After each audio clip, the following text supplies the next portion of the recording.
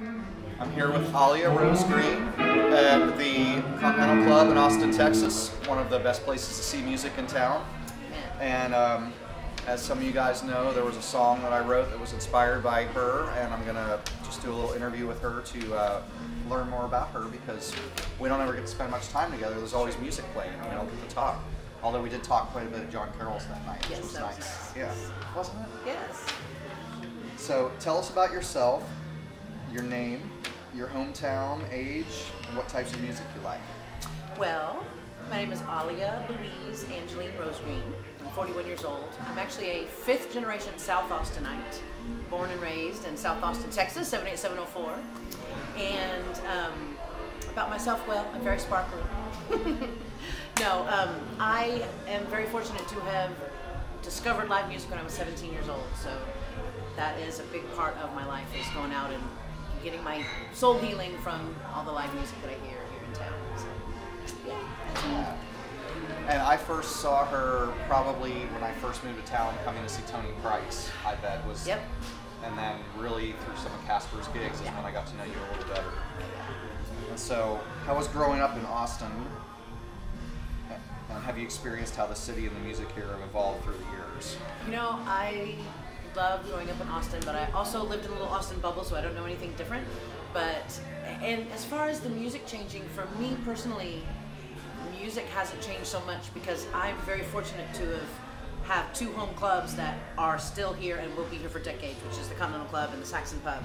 So, and I am very fortunate that all of the, pretty much all of the people that I started going to see when I was young still play in some shape or form in some band or other. And so for me, the music hasn't changed, but I see how the music scene and all the other venues and all these other bands have completely, totally changed. So I just feel very fortunate to be in my little bubble that hasn't really changed that much. My happy, fun, sparkly bubble that hasn't changed that much. So I feel very blessed and fortunate to have my music family that I do.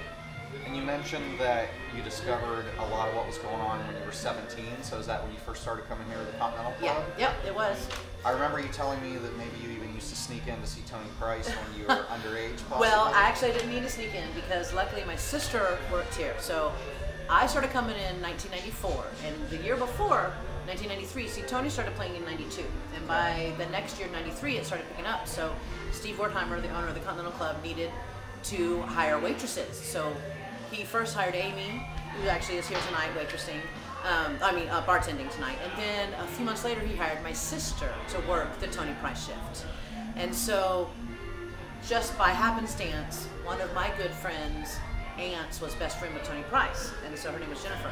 So she's the one who would tell us, I was 17 years old, hey, we can go to the Continental Club and everybody goes out in the alley and, hippie happy hour. Yeah, hippie happy hour and woohoo. And so I kind of was like, okay, that's interesting. So I came because of that, because of the fun hype, and kind of felt like I was a little bit of a grown-up, and I could get in because my sister happened to be working the happy hour shift. And so that's kind of why I started coming. And then I discovered the music because my friends stood right in front of Scrappy and Champ. So I stood in between them.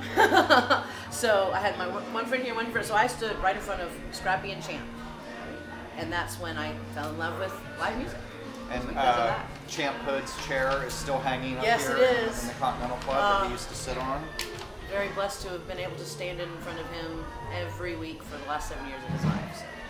And one of the questions here is, how often do you go to the club now? How often do I come to Continental Club? Well, it has varied throughout the years. So from like 1994 to 2004, 2005, every Tuesday. Pretty much every Tuesday. And I took a little about a 3-year hiatus. I kind of didn't really go out too much after that. And then starting in 2007, Planet Casper started, so I was here every week.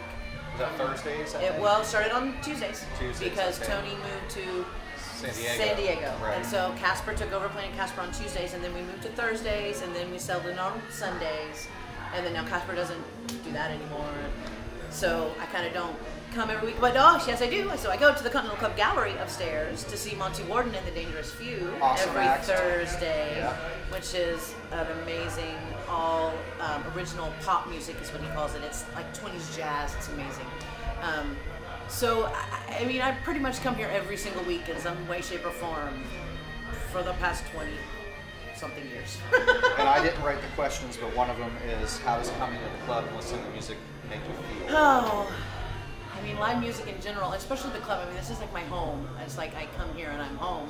So it's a very peaceful feeling here. But live music in general is my soul healer, you know.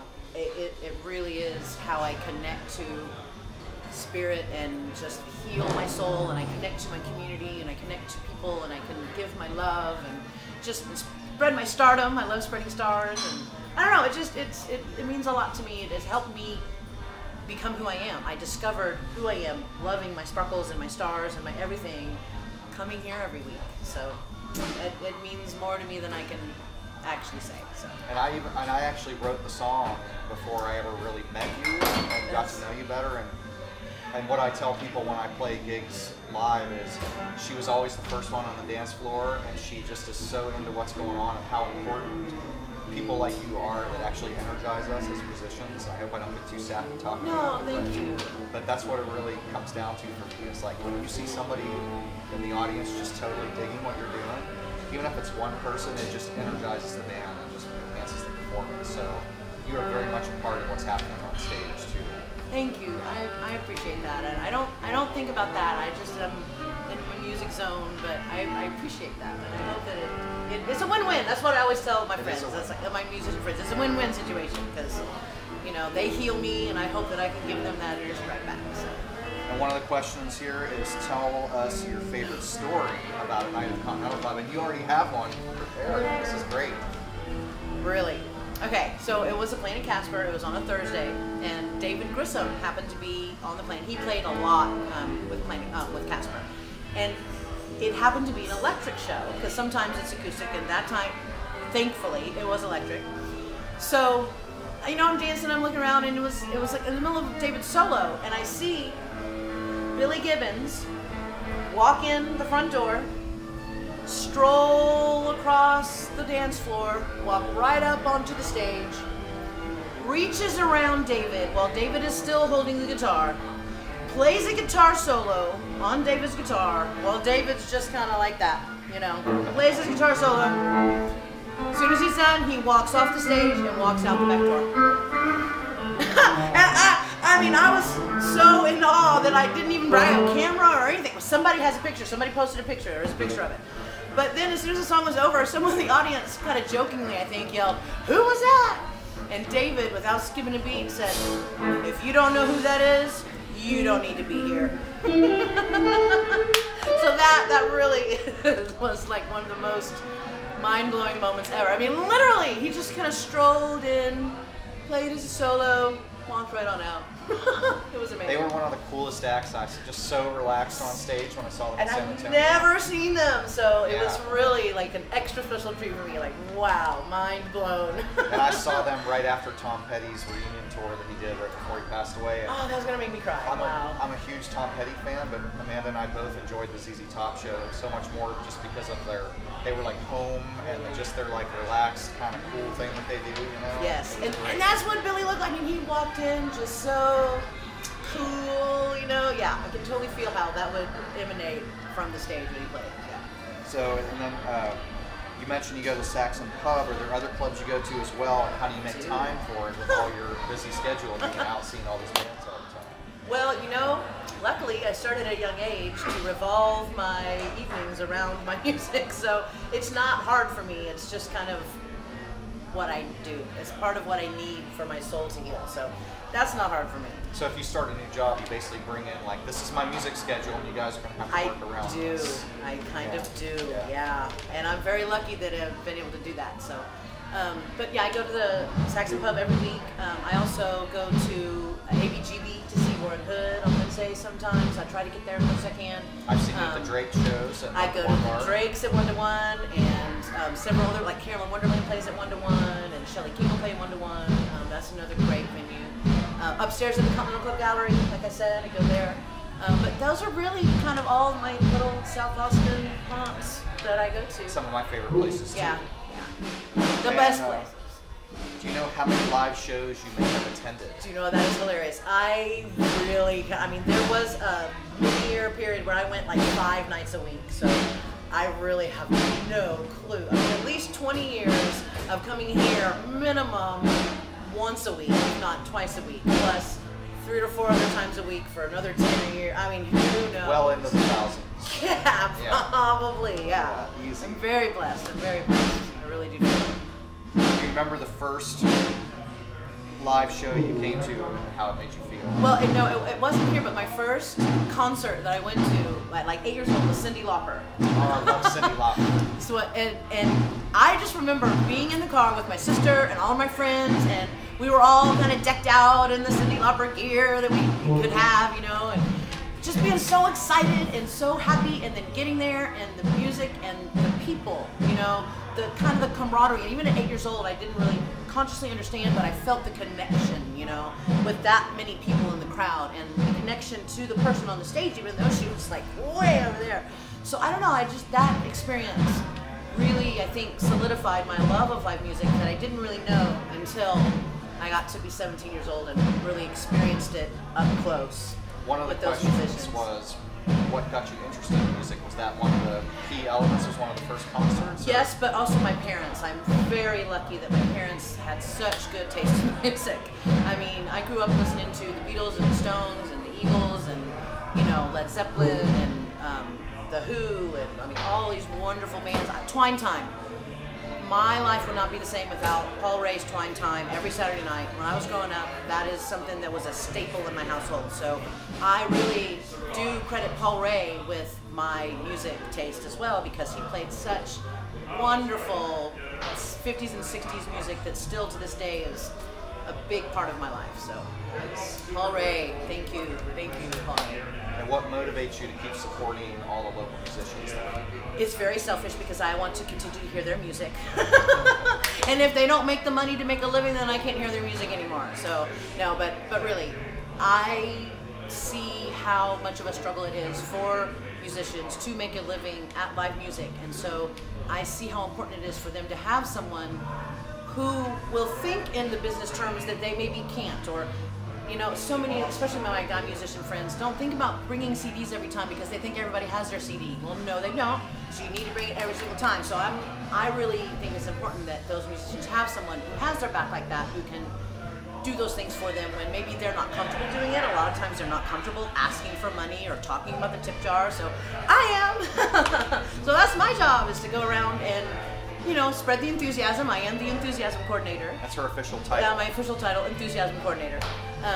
And just give them a safe place to, the audience that is, to give back. Because sometimes the audience feels uncomfortable going up to the front of the stage and putting a tip in the tip jar, or going up in the front of the stage to buy a CD. So I think it's important that they have someone who is a nice, friendly face, who they can count on to, no judgment, give the tip or not, you know, because I totally have no judgment. If you have a tip, great. If you don't, great. Next time, I know you'll tip twice as much if you didn't this time. So, but I just want to make sure that those musicians can make their living, and that's number one. Oh, thank you, yeah. Thank you. And I always get a general star whenever Yes, I yes, I do. I mean, yeah. So let's talk about your signature look and the henna tattoos, the sparkles. I have a little henna right now. And tell us when you started it and basically what it means to you. Well, I was that little girl that always wanted to play dress up, and I actually had to have real tiaras. I mean, I have pictures of me at 8 and 9 years old with real rhinestone tiaras on, because I would not have any of that fake kid stuff. So literally, ever since I was this little, I have been obsessed with dressing and jewels and sparkles and everything. My favorite picture is like at 8 years old at a birthday party. I don't even know whose. Everyone's in jeans and t-shirts. I'm in a full satin gown with my rhinestone tiara and my Swatch watch with this watch guard. Thank you, Swatch watch, Swatch guard, yeah. So I've always been that girl. And it actually started when I had a theater company here in town called Melting Moon, and we did a production of Love's Labour's Lost, Shakespeare's Love's Labour's Lost, and I played the Princess of France. And so I was on Lucy in Disguise on Congress buying a tiara for my costume for the Princess of France. And I realized that I want to buy a tiara, and it just kind of clicked. This was in 1999, and so I bought my first tiara, and that is the rest is history. I've been wearing them pretty much every day ever since, and I didn't really realize it until my mom was going through pictures of me as a child and saw these pictures of me with these real rhinestone tiaras, and I was like, oh yeah, that's right. I really was obsessed as a child. So I was born that way. I was born sparkly. And really, I've never really considered myself an artist, but now I realize I am my own canvas because I don't do art on other things. I do art on myself. I do my henna, and really, dressing is an art to me. I love to I'm a matchy-matchy kind of girl, you know. I love to have any occasion, any theme, you know. I'm there for anything and everything. My philosophy is don't save anything for a special occasion because life is the special occasion. So I love it. Yeah, so that's why I have worn a tiara every day for at least 15 years because I'm a princess and a queen. See, and I didn't at the time when I wrote. So as you know, I wrote a song about you. Yes. And it basically says, "What are your thoughts on the Continental Queen?" No, you don't.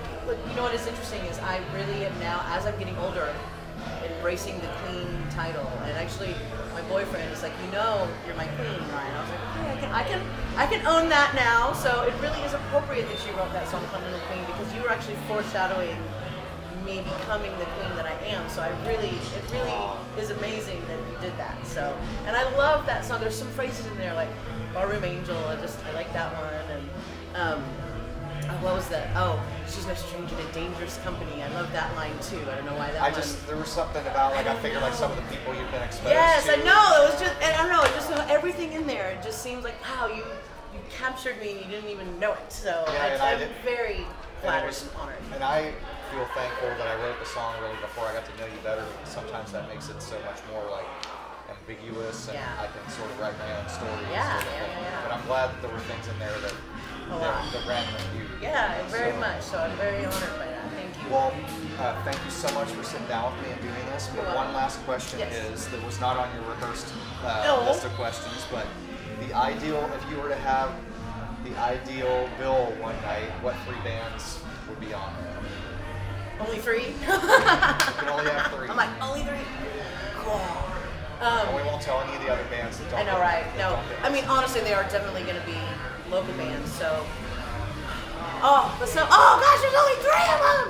I can't do it. Okay, so David Grissom, 100%. See the headliner, opener, middle band? They're all headliners. Okay, they're all headliners. All right. But I have to say, one non-local band, which I just saw, is Southern Culture on the Skids. Okay? They come every year, once a year, for 5 nights. I go every single show. So I would do David Grissom, Southern Culture, and then honestly, I would do a greatest hits of all of my Austin friends in one band. So it would be like Shelly King and Scrappy and Casper and Carolyn Wonderland and David would get in there and Marshall Hood and Warren Hood. I mean, I would do like a family affair. That's a great idea. Yeah. You might want to be the coordinator and put that together.